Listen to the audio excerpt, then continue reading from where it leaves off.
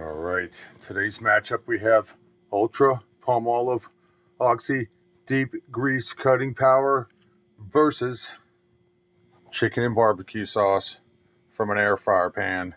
And I will be using, today I will be incorporating my very own, what I like to call the soak it and forget it method.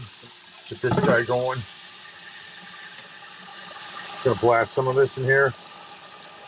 There we go. This is professional. This is how professionals do it. All right, and we are going to let this soak for a little bit. Then we're going to come back and we're going to attack it with this really old brush. It really doesn't work so well.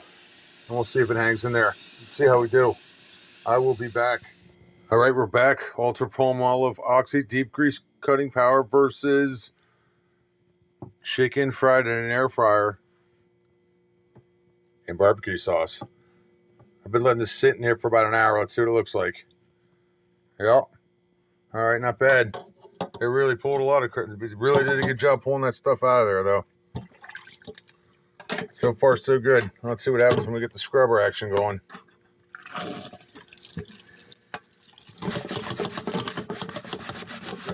the same stuff in the scrubber. This is off the Ninja.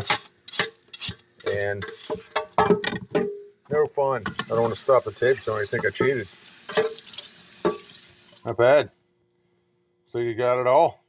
That wasn't hard at all. I'm going to get the sponge in there and just clean up a little bit, but got all the real tough stuff off, no problem. And as you can see, it only took me about a minute. Pretty happy with that.